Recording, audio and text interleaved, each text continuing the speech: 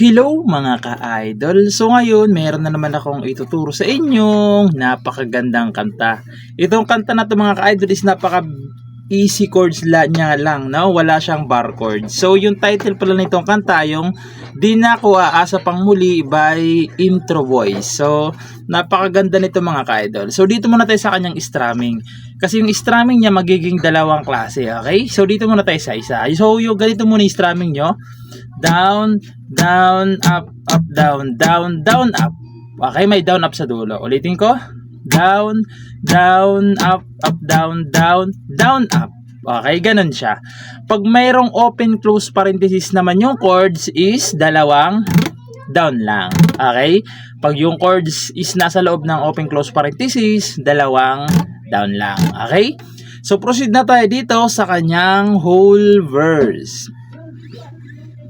So, yung whole verse niya rito mga ka-idol is D.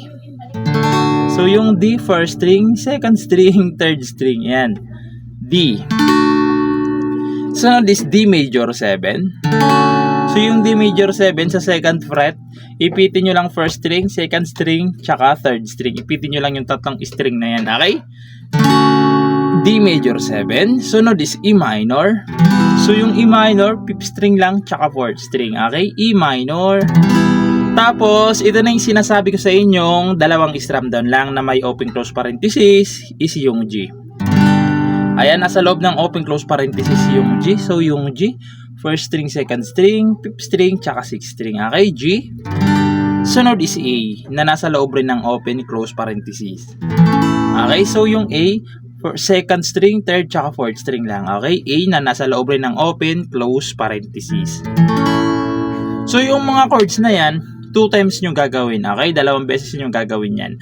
So, sasampulan ko kayo para mas maintindihan nyo kung paano siya tugtugin, okay? So, ganito naman siya kapag tinugtog. Ilang gabi na akong dito,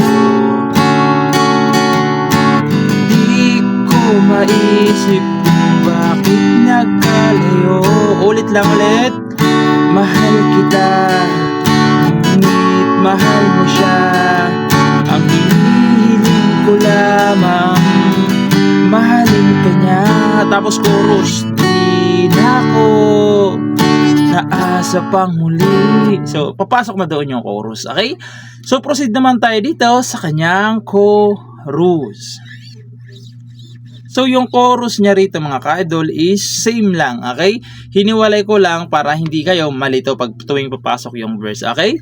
So, yung chorus niya rito is same lang naman ng verse, sasabihin ko na lang, okay? So, yung chords niya is D, D major 7, E minor, G na may open close parenthesis, A na may open close parenthesis.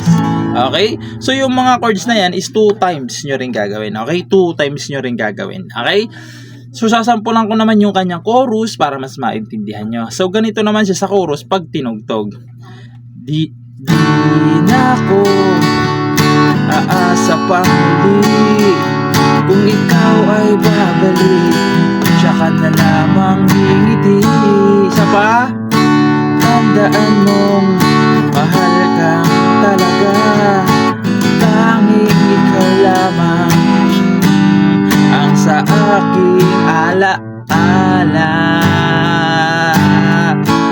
Tapos papasok yung kanyang instrumental, okay? So yung instrumental niya is D, D major 7, E minor, tapos G.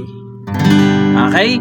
G na lang. Kasi pag yung sa verse kanina, mayroong A na may open close parenthesis, no? So dyan sa instrumental niya is G na lang, na walang open close parenthesis. Okay? Pagkatapos nyo ng instrumental, papasok ulit yung kanyang second verse, okay? Pagpasok ng second verse, second chorus. Pagtapos ng second chorus, papasok na yung bridge, okay? So, yung bridge niya is doon sa part na sa iyo sana'y naghihintay, ikaw ang gusto ko. So, doon yun sa bridge, okay? Pagkatapos ng second chorus, papasok yung bridge, okay? So, proceed naman tayo doon sa kanyang bridge. So, yung bridge niya dito mga ka-idol is G na walang open close parenthesis, tapos A na wala ring open close parenthesis. Okay? Bale, yung dalawang chords na yan, dalawang beses nyo rin gagawin. Okay? 2 times nyo rin gagawin. So, sasampulan ko kayo nitong bridge na lang para iwas tayo sa copyright, no? Para maintindihan nyo rin yung tugtog nitong bridge. Okay? So, ganito naman siya sa bridge.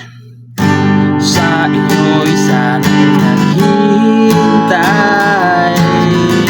ikaw ang gusto ko sa habang buhay. Ngunit di na chorus ulit, aasa pang muli. Pag ikaw ay bumalik, tsaka na lamang hindi. Tandaan mong mahal kang talaga, tanging ikaw lamang sa aking alaala. Tapos instrumental lang ulit, yung instrumental hanggang matapos na yung kanta. Okay, yun lang yung instrumental nyo. Pati yung chords ng verse, pati chorus, same lang naman yun, paulit-ulit na lang yan. Okay, yung bridge lang yun na iba. So ayun lang, sana nagustuhan nyo itong tutorial natin ngayon, and bye bye.